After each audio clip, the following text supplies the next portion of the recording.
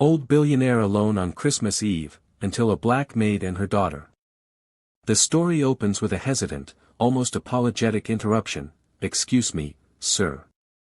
I didn't know you'd be dining alone tonight." This immediately shatters the fortress of silence Richard has built around himself, contrasting his meticulously controlled isolation with an unexpected breach, a voice from a past he believed he'd successfully erased. The soft words carry the weight of 5 years of buried guilt, cutting through the expensive stillness of his Christmas Eve like a knife through wrapping paper, revealing something raw and long hidden beneath the polished surface. The introduction establishes the frozen, opulent world of Richard White in his private estate dining room, a space that should celebrate abundance but instead monuments loneliness. Crystal chandeliers cast cold light on a 40-seat table set for one. Every Christmas decoration has been positioned by professionals with mathematical precision, the garland draped at exact intervals, the ornaments color-coordinated, the tree lights twinkling on a timer. It's beautiful the way a museum is beautiful, untouched, unlived in, lifeless. Richard sits in this cathedral of wealth like a king without a kingdom, his untouched meal growing cold on bone china that costs more than most families spend on Christmas.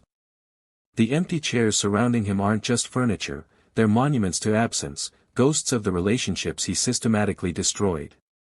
The narrative quickly transitions into a searing flashback that exposes his fundamental flaw. Richard White is a man who built an empire on the belief that wealth granted him infallibility, who wielded his power not as responsibility but as a weapon to erase problems and discard human beings, specifically Hannah Gilbert, based on assumption rather than evidence, on prejudice rather than proof. He didn't just fire people, he obliterated their futures, blacklisted their names, turned his paranoia and class-based bigotry into a systematic destruction of lives. And tonight, 5 years later, the past he tried to bury walks back through his door wearing a maid's uniform, holding the hand of a 7-year-old child who will ask the one question his billions cannot answer. Why are you eating alone? Richard White's Christmas Eve ritual had calcified into something between meditation and self-punishment. He rose at 6, as he always did, in a bedroom larger than most people's homes. His staff had laid out his black suit, the same one he wore every Christmas Eve since Margaret died. The tie was navy, never festive red. Celebration required joy, and Richard had systematically eliminated that possibility from his life. By 7:30, he stood in his study, surrounded by leather-bound books he'd never read and awards commemorating achievements that felt increasingly hollow. The house hummed with emptiness despite its 23 rooms. Professional decorators had transformed it into a Christmas showcase, but walking through the halls felt like touring a department store after closing, beautiful, expensive, abandoned. The memories always arrived uninvited around this time, sliding under his carefully constructed defenses like water under a door. 5 years ago, this night had been different. Margaret was 2 months gone, and Richard was still raw with grief when his phone had buzzed with a text from his publicist, tabloids running story about Margaret's illness tomorrow. Private details. Someone talked. The rage had been instant, volcanic. Only the household staff knew those details, the medications, the decline, the awful specificity of her suffering. And there was only one person Richard's paranoid mind could fix on, Hannah Gilbert, the housemaid who'd cared for Margaret in those final months, who'd witnessed their most vulnerable moments. He'd found Hannah in the kitchen, preparing dinner. She'd looked up with that gentle smile she always wore, and something in Richard had snapped. "You've betrayed this family's trust," he'd said, his voice cold enough to freeze blood. "People like you always do." The confusion on her face had only fueled his fury. How dare she play innocent? "Mr. White, I don't understand. Don't lie to me. You sold our private life to tabloids. For what? A few $1,000s?" He'd stepped closer, watching her shrink back against the counter. "You're fired. Effective immediately. No severance. No reference. And if I hear you've tried to work in another home in this city, I'll make sure every door closes in your face." Hannah's protests had been white noise to him. He'd already made the calls before she'd gathered her belongings, calls to employment agencies, to other wealthy families, to the network of elite households that formed an invisible web across the city. Her name was poison now, and Richard White had administered the dose personally. He'd never asked for proof. Never questioned his assumption. Power, after all, didn't require evidence, it required only conviction and the means to enforce it. And Richard had spent his entire life believing that wealth made him right. Now, 5 years later, standing in his empty dining room with a glass of wine he wouldn't drink and a meal he wouldn't eat, Richard wondered if maybe he'd been building this prison long before Margaret died. Maybe he'd been constructing it his entire life, one discarded person at a time. The head of household, Gerald, appeared in the doorway with the nervous energy of a man delivering bad news to a king. "Sir, there's been a miscommunication with the holiday staffing." Richard didn't look up from his plate. "Handle it." "The thing is, sir, the kitchen manager used an external agency this year. Budget considerations." "And one of the servers," Gerald's voice dropped to barely a whisper. "It's Hannah Gilbert." The name hit Richard like a physical blow. His fork clattered against china. "What? The agency didn't flag the name. I didn't know until she arrived. She's in the... Get her out." Richard's voice was steel. "Now." But the universe, it seemed, had other plans. Before Gerald could retreat, a small figure darted past him into the dining room. Lucy Gilbert moved with the fearless curiosity of childhood, her pink dress a splash of warmth against the room's cold elegance. She stopped 3 feet from Richard's table, her dark eyes wide and unafraid. "Why are you eating alone?" The question was simple, devastating. "Mama says Christmas is for being together." Hannah appeared behind her daughter, reaching for Lucy's hand. "Lucy, no, I'm so sorry, Mr. White." Her voice carried the same dignity Richard remembered, though her uniform couldn't hide the years of struggle written in the tension around her eyes. Richard opened his mouth to order them both removed, but Lucy was already moving closer. She pulled something from her small purse, a handmade Christmas card, construction paper with glitter and crayons. "I made this for whoever was eating alone. Mama says nobody should be alone on Christmas." She placed it on Richard's plate, right next to his untouched salmon. The drawing showed stick figures holding hands around a table, a crooked Christmas tree in the background. At the top, in a child's careful handwriting, "You are not alone." Something cracked in Richard's chest, not breaking, but the first fissure in a dam that had held for too long. He stared at the card, then at Lucy's hopeful face, then finally at Hannah, who watched him with an expression he couldn't quite read. Not fear, not hatred, something worse. Pity.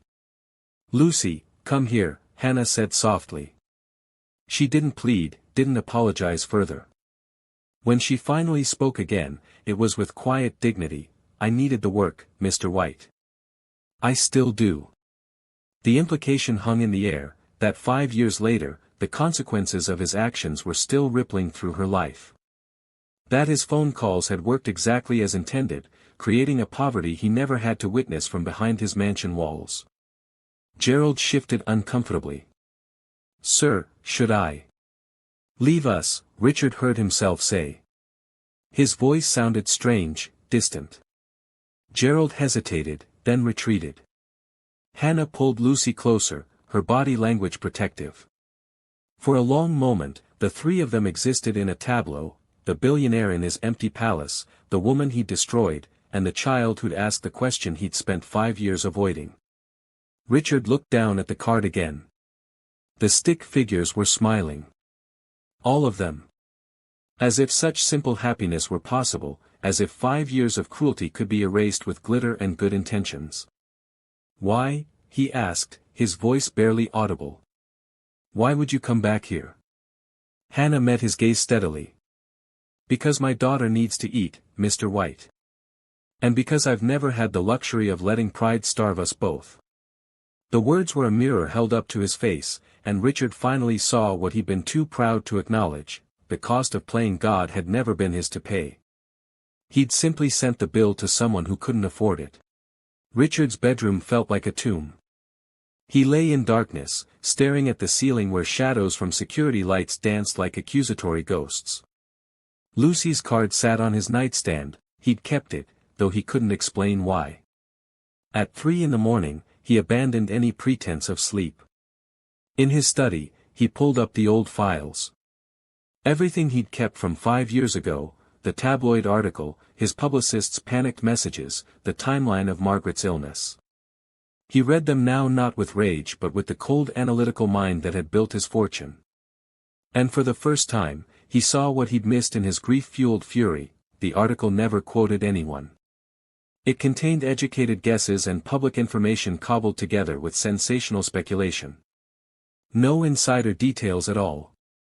By dawn, Richard had his private investigator on the phone. Marcus Webb had worked for the White family for 20 years, skilled at finding truths people wanted hidden. The tabloid story from 5 years ago, Richard said without preamble. I need to know who they paid. Sir, we looked into that already. The reporter never revealed. Look again. Deeper this time. Money always leaves a trail. 3 days later, Marcus called back. You were right about the trail. Payment went to an offshore account in the Caymans.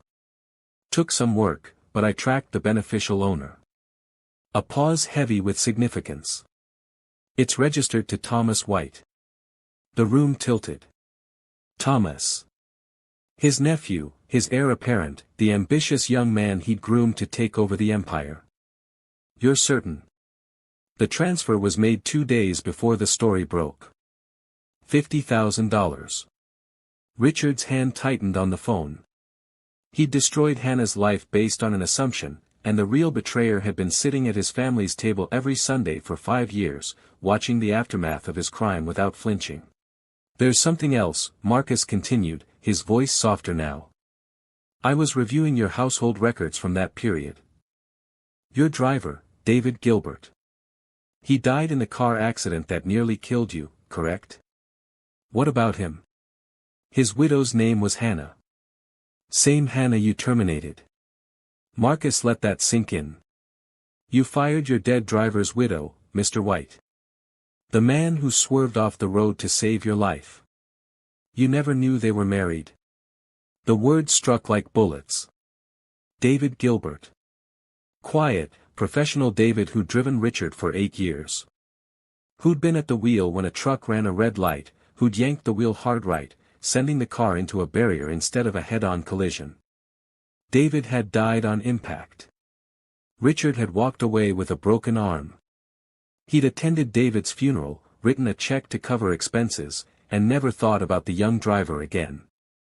Never asked about family, never wondered who mourned him. Staff were replaceable. Forgettable.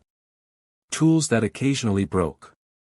And 5 years later, when grief made him cruel, he'd fired that same hero's widow without mercy, made her unemployable, sentenced her to poverty. He'd erased the wife of the man who'd saved his life. Richard ended the call and sat in the expanding silence. The morning light crept through his study windows, illuminating the awards and photographs covering his walls, Richard shaking hands with presidents, cutting ribbons, accepting honors. A lifetime of achievement built on the assumption that his judgments were correct, his instincts infallible, his power righteous. Lucy's card caught the light, the glitter sparkling. You are not alone, it promised. But sitting in his mansion full of monuments to himself, surrounded by evidence of his own blindness and cruelty, Richard had never felt more isolated. He'd been wrong. About Hannah, about David, about what it meant to wield power. And wrong in a way that money couldn't fix, that lawyers couldn't defend, that time couldn't erase. For the first time in his adult life, Richard White didn't know what to do with that knowledge. The apartment building in Dorchester stood in stark contrast to the neighborhoods Richard typically inhabited. Peeling paint, a broken intercom, the lingering smell of old cooking oil in the stairwell. He climbed to the 3rd floor, each step feeling like a descent into the consequences of his actions made visible. Hannah opened the door on the second knock. The shock on her face quickly hardened into something defensive. Mr. White. How did you? I need to talk to you. Please. She didn't move to let him in. Behind her, Richard could see the apartment, cramped, clean, furnished with the kind of mismatched pieces you find at thrift stores. A far cry from the estate she'd once maintained with such care. I don't think we have anything to discuss. I know about David. The words came out rougher than intended. I know he was your husband.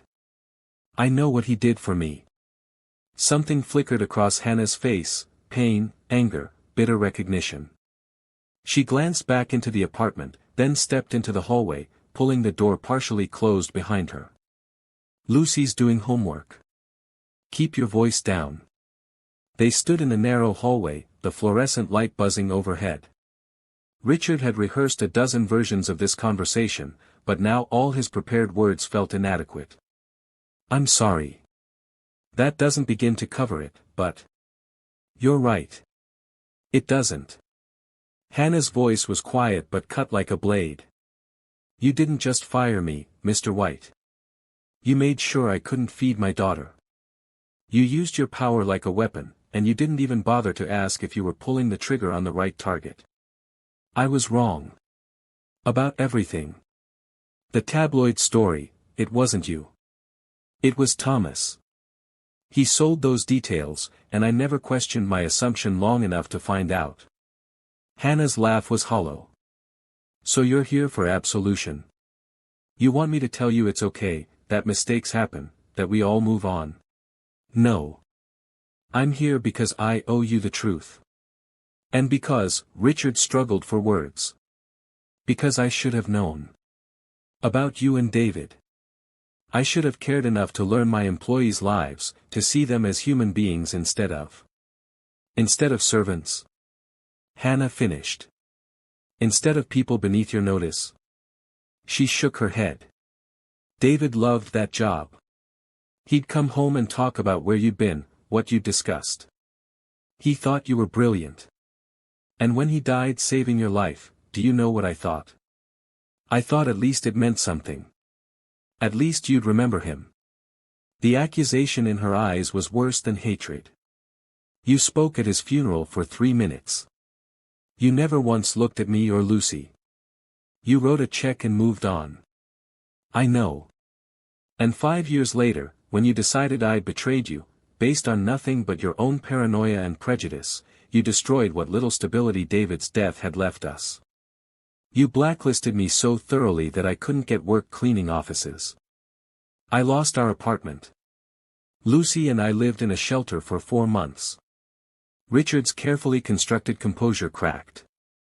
Hannah, Stop. Her hand came up. I don't want your apologies. They're too late and too cheap. You can't buy your way out of this one, Mr. White. You can't write a check large enough to erase what you did. Behind the door, Lucy's voice called out, Mama. Who's there? Hannah's expression shifted instantly, less anger, more wariness. Nobody, baby. Mama's just talking to someone from work. Richard caught a glimpse through the crack in the door. Lucy sat at a tiny table, homework spread around her, looking toward them with curious eyes. When she spotted him, her face brightened. It's the lonely man. From the big house. The description, the lonely man, hit harder than any of Hannah's accusations. That's what he'd become to this child. Not powerful, not impressive. Just lonely. Lucy appeared in the doorway, squeezing past her mother. Did you like the card I made? Richard crouched down to her level, something he couldn't remember ever doing with any child. I did. It was very kind. Are you still eating alone? The question deserved honesty. Yes. That's sad. Lucy's small hand reached out and patted his arm with the unself-conscious compassion only children possess. Maybe you need more friends. Hannah gently pulled Lucy back inside. Homework, Lucy. She looked at Richard with an expression he couldn't fully read, still angry, but perhaps fractionally less armored. You should go, Mr. White. Will you think about it? letting me try to make this right. There is no making this right. There's only moving forward or staying stuck. Hannah's hand was on the door. I've spent 5 years moving forward because I had to. You spent 5 years eating alone because you chose to. Those aren't the same thing. The door closed, but not before Lucy waved goodbye through the gap. Richard stood in the hallway, surrounded by the muted sounds of other people's lives, televisions, conversations, crying babies. Real life, messy and crowded and nothing like his sterile mansion. Hannah was right. There was no making this right. But standing in that hallway, looking at the door that had closed on his inadequate apology, Richard realized something. Maybe the point wasn't to fix what he'd broken. Maybe the point was to finally, after 67 years, learn to see the wreckage he'd been creating all along. The White Industries executive offices occupied 3 floors of Boston's most expensive real estate. Richard arrived unannounced, bypassing his assistant and walking directly to Thomas's corner office. His nephew looked up from his computer, surprise quickly masked by his usual polished smile. "Uncle Richard. This is unexpected. I thought you were still on your Christmas retreat." Richard closed the door and placed a manila folder on Thomas's desk. "We need to talk about Hannah Gilbert." The smile faltered. Just for a moment, but Richard caught it, the flicker of calculation behind Thomas's eyes. "The maid? That was years ago." "Why?" "The tabloid story. The one about Margaret." Richard opened the folder, revealing bank statements, transfer records, Marcus's investigation summary. "You sold it. $50,000 to an offshore account registered in your name." Thomas's expression cycled through denial, anger, and finally settled on defensive indignation. "You have no idea what you're talking about. Don't lie to me. I've seen the evidence. You fabricated a story, sold it to the tabloids, and let me destroy an innocent woman's life because I was too grief-stricken and too prejudiced to question my own assumptions. So what if I did?" Thomas stood, his composure cracking. "You were bleeding money on generous staff salaries, health insurance for household employees, pension contributions. You were getting soft, Uncle Richard. Treating them like family instead of staff. Someone needed to remind you what loyalty to blood actually means. By framing Hannah? By creating an opportunity for you to remember who you are. Who we are." Thomas leaned forward, his voice dropping. "You built this empire by being ruthless. By understanding that some people are meant to lead and others are meant to serve. But after Aunt Margaret got sick, you started blurring those lines. Having long conversations with the driver, asking the maid about her daughter's school. It was weakness." The word struck Richard because they weren't entirely wrong. 20 years ago, he would have done exactly what Thomas did, identified a problem, eliminated it efficiently, moved on without looking back. "There's something else you should know," Richard said quietly. "Hannah's husband was David Gilbert. My driver. The one who died saving my life." For the first time, Thomas looked genuinely unsettled. "I didn't. How was I supposed to know that?" "Because you should have cared enough to find out before you destroyed her life. Because human beings aren't chess pieces to be sacrificed for your career advancement." Richard gathered the papers. "You embezzled from the company to pay for that story. That makes it fraud. And I'm going to the authorities." Thomas's face hardened. "Think carefully, Uncle. If you pursue this, it won't just hurt me. It'll damage the family name, tank our stock price, and embarrass you publicly. Everyone will know you fired a woman based on prejudice and lies. Your reputation is built on sand," Richard finished. "I'm done protecting it. Then let me be clear about the consequences." Thomas's voice turned cold. "If you go public with this, I'll ensure Hannah Gilbert is prosecuted for fraud. She falsified information to gain employment at the estate through that agency. She trespassed on your property. I have lawyers who'll make her life hell, and I'll personally ensure she never works in this city again." Again. She didn't falsify anything. The agency made an honest mistake. That's your interpretation. Mine will be different, and I have very expensive lawyers. Thomas smiled, but it didn't reach his eyes. So ask yourself, what matters more? Punishing me or protecting her? Because you can't do both. The moment you expose me, Hannah becomes collateral damage. Just like before. Richard stared at his nephew, at the younger version of himself, and saw the full weight of what he'd created. He'd built an empire on ruthless pragmatism and taught his heir that people were expendable. Thomas hadn't betrayed the family values, he'd embraced them perfectly. You know what the saddest part is? Richard said, moving toward the door. You actually believe you did nothing wrong. That's how thoroughly I failed as a mentor. Where are you going? Richard paused at the threshold. To do something I should have done 5 years ago. Tell the truth. You're bluffing.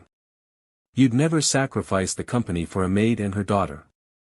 Richard looked back at his nephew one final time. Watch me. The press conference was scheduled for 2 p.m. at the company headquarters. Richard's lawyers had spent the morning trying to talk him out of it, presenting alternative strategies, liability analyses, reputation management plans. He'd listened politely and dismissed them all. The conference room filled with reporters, cameras, and the hungry energy of a story that smelled like scandal. Richard sat alone at the table, no lawyers flanking him, no prepared statement. Just an old man and a microphone. 5 years ago, I made a decision that destroyed an innocent woman's life, he began. I did it without evidence, without investigation, and without mercy. I did it because I was powerful enough to act on prejudice and call it justice. The room went silent. Richard could feel the shift, journalists leaning forward, cameras focusing sharper. Hannah Gilbert worked in my household as a maid. When tabloid stories about my late wife's illness appeared, I immediately assumed Hannah was responsible. Not because I had proof, but because.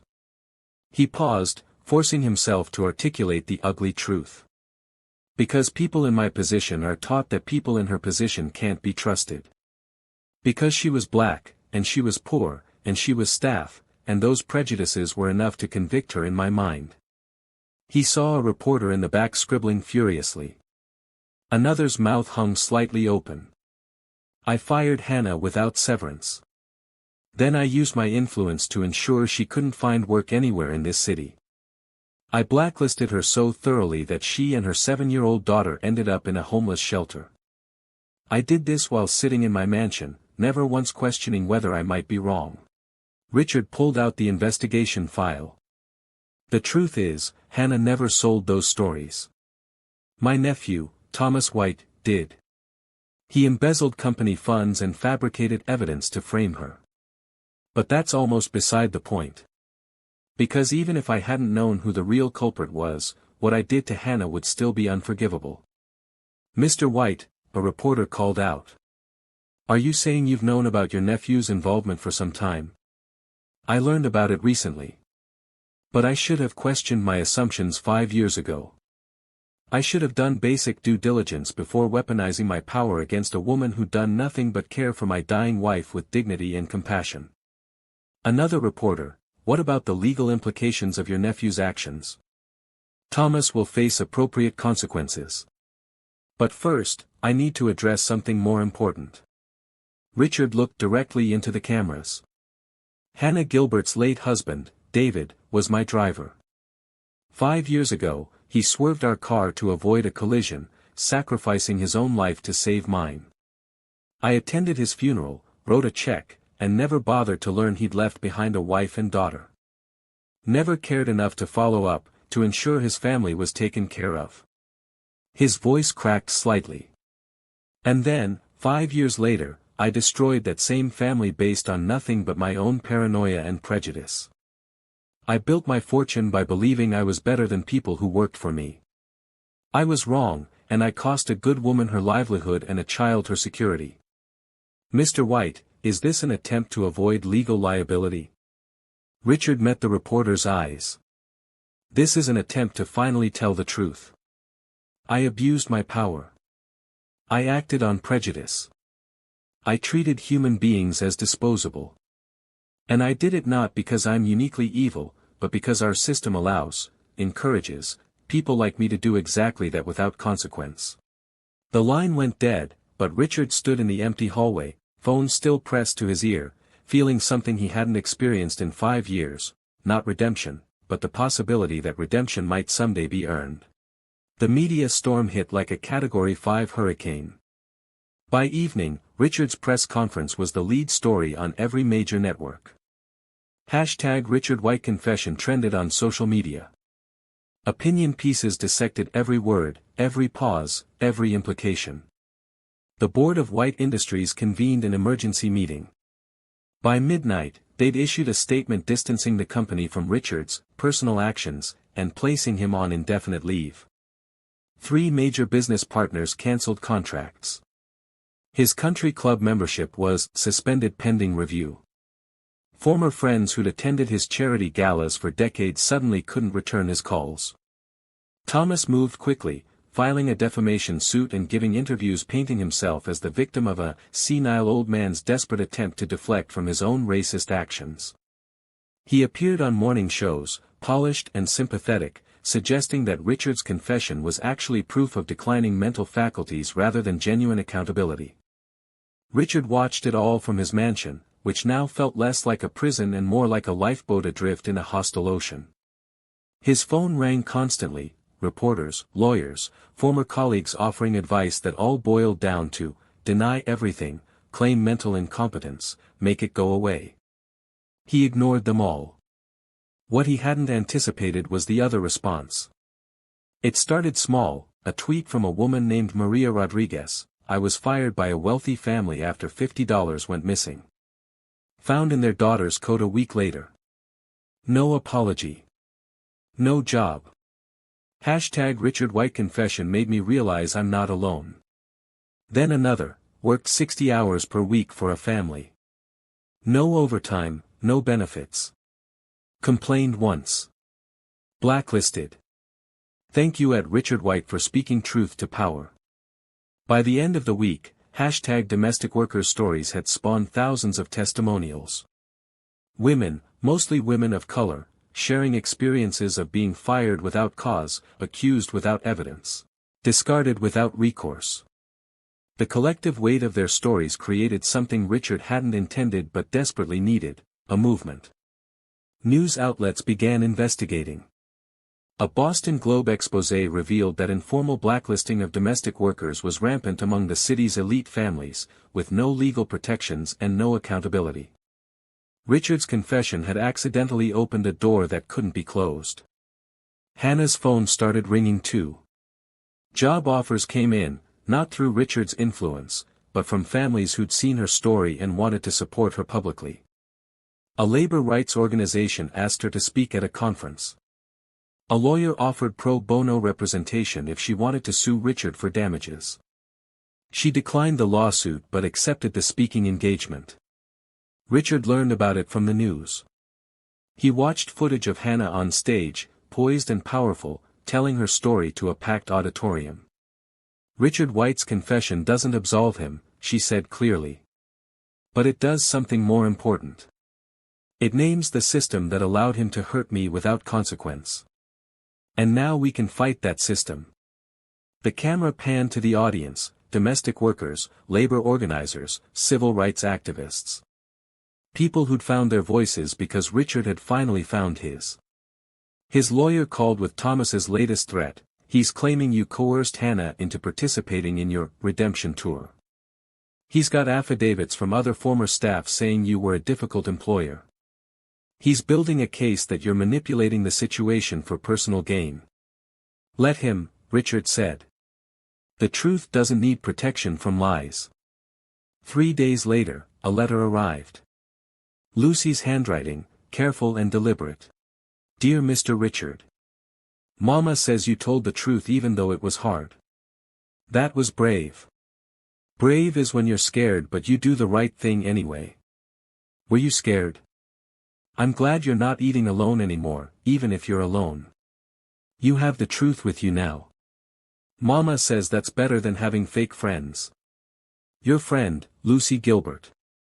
P.S. I made you another card but Mama says I shouldn't send it because you might think we want something. But I don't want anything except for you to not be sad. Richard read the letter 3 times, then carefully placed it in his desk drawer next to the first card. A child's absolution wasn't enough, would never be enough, but it was something. A small light in the wreckage he'd created, suggesting that maybe, somewhere beyond the lawsuits and the media circus and his spectacular fall from grace, redemption was less about being forgiven and more about earning the right to be human again. Outside his study window, the first snow of the season began to fall, covering the manicured grounds in white. Clean slates, Richard thought, were a myth. But maybe dirty slates could still be useful, if you were willing to show others where the stains came from and how to avoid making them again. The Gilbert Foundation for Domestic Worker Rights opened its doors on a gray March morning in a modest office building in Roxbury. No ribbon-cutting ceremony, no press conference, just a simple plaque and a waiting room that filled within hours. Richard had liquidated his art collection, his yacht, his vacation properties. The foundation's endowment stood at $42 million, enough to operate indefinitely, providing legal support, emergency funds, and job placement services for household workers facing unjust termination. Hannah sat across from Richard in the sparse conference room they'd converted into an office. Between them lay the organizational charter, unsigned. "This needs to be clear," she said. "I'm not your employee. Not your redemption project. If I do this, it's as an equal partner." "I understand." "Do you?" Hannah leaned forward.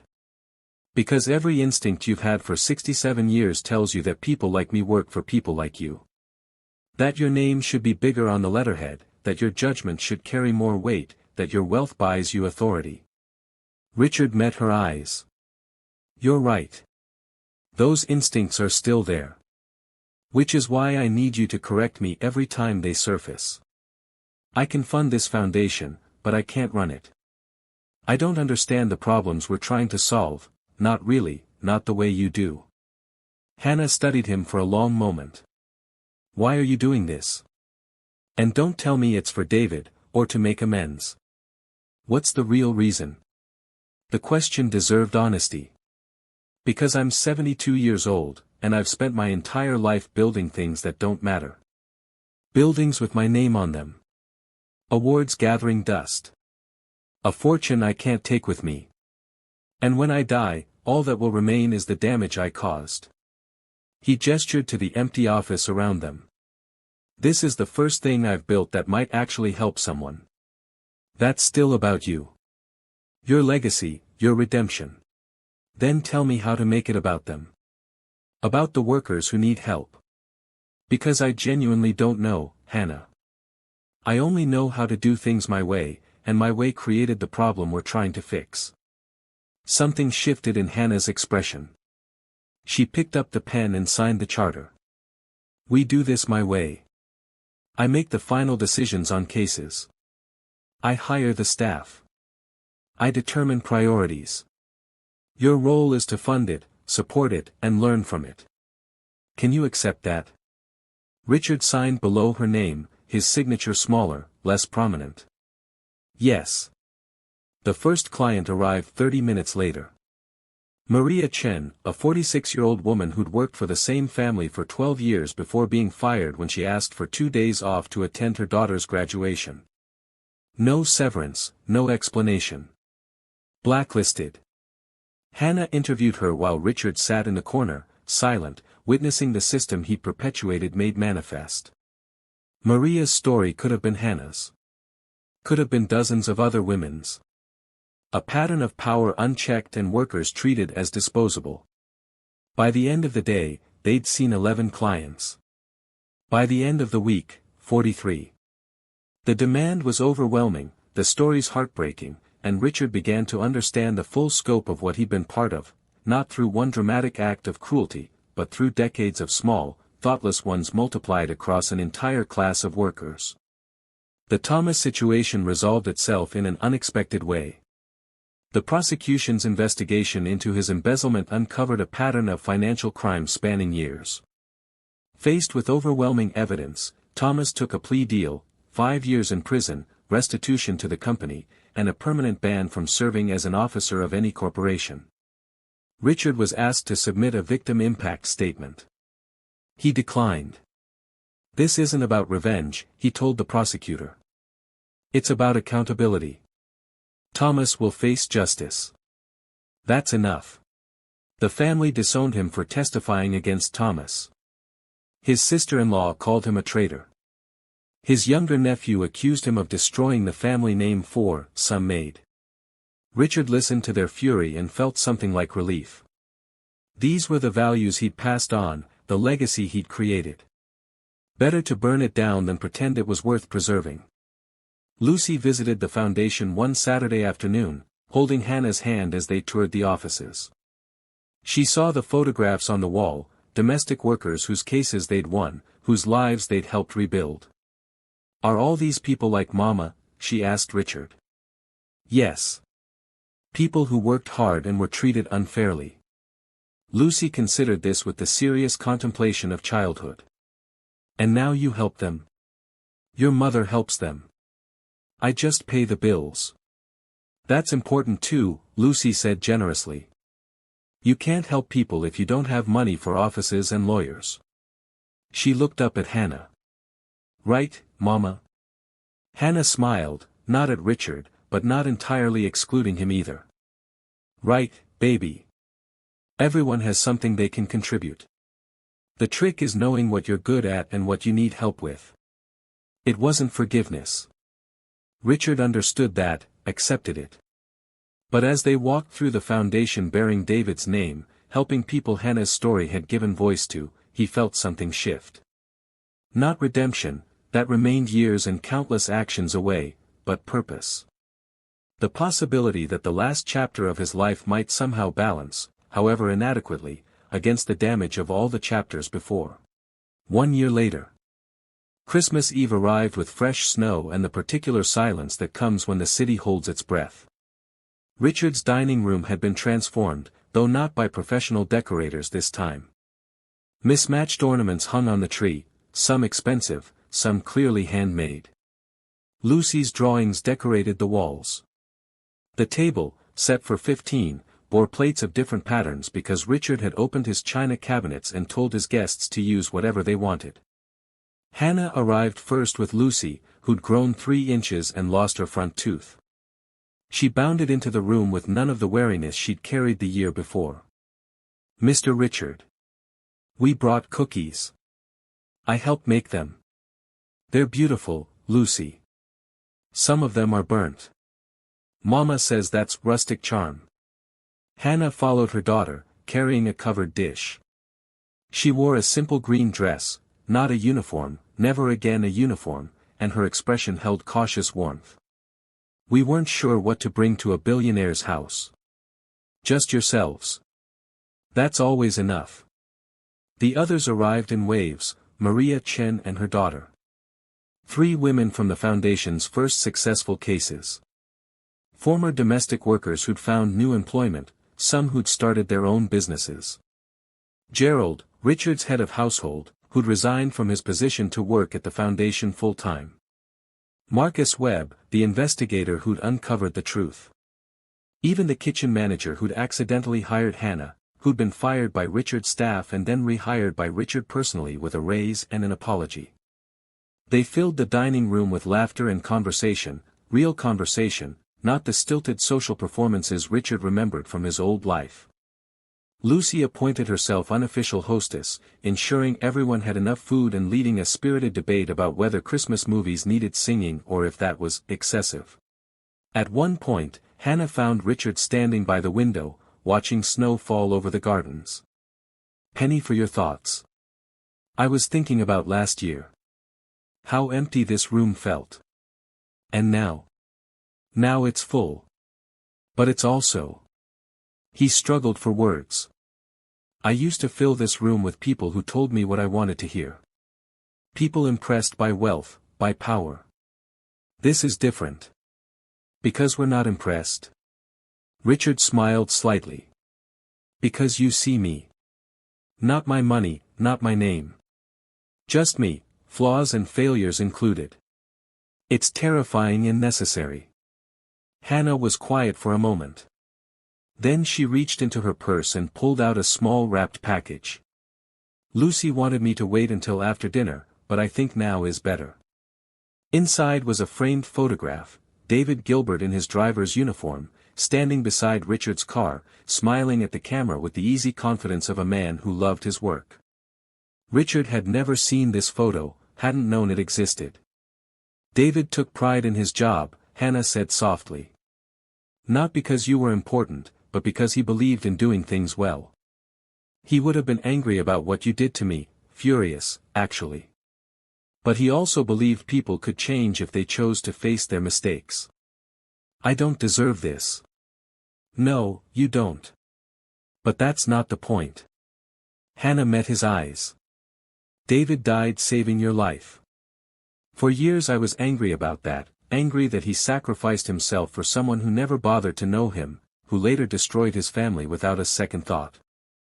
But watching you this year, seeing you actually try to change. She paused. He'd be glad you finally saw us. Not as staff or charity cases or redemption projects. As people. Lucy's voice called from the dining room, Mama. Mr. Richard. We're ready to sing carols.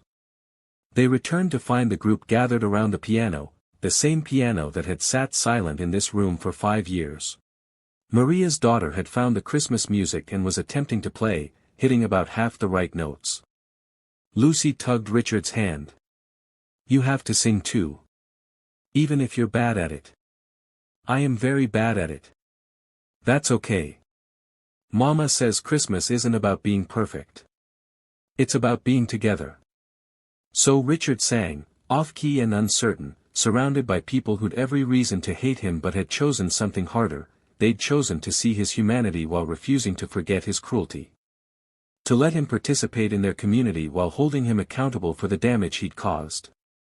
To offer not absolution but something more valuable, the chance to be useful, to contribute, to matter in ways that didn't require others to diminish. As voices rose around him, some trained, some not, all genuine, Richard looked around the table. Hannah helping Lucy with the words. Maria laughing at Gerald's terrible harmony. Strangers who'd become, if not quite family, then something equally important, witnesses to transformation, partners in the slow work of justice, proof that empty rooms could be filled with something other than echoes and regret. The last verse of Silent Night faded into comfortable silence. Lucy looked up at Richard with those perceptive 7-year-old eyes. Are you still lonely, Mr. Richard? The question deserved honesty. Sometimes. But less than before. That's good progress, Lucy announced with the wisdom of childhood. Mama says progress doesn't mean perfect. It just means better than yesterday. Better than yesterday. Not redeemed, not absolved, not forgiven in any clean, complete way. But present, accountable, useful. Learning to listen more than he spoke, to ask questions rather than make assumptions, to accept that some damages couldn't be repaired but could, perhaps, be acknowledged and learned from. As the evening continued and snow fell silently outside, Richard experienced something he'd never thought possible. Gratitude for having been broken open. For having his carefully constructed prison demolished by a child's simple question and a woman's refusal to let him hide from what he'd done. The table was set for many, and for the first time in longer than he could remember, Richard White wasn't dining alone, not because he'd purchased company, but because he'd finally earned the right to be included in a community built on truth rather than wealth. It wasn't redemption. But sitting there among the mismatched plates and burnt cookies and off-key singing, Richard thought it might be something better. It was real. And real, he was learning, was the only foundation strong enough to build a life worth living.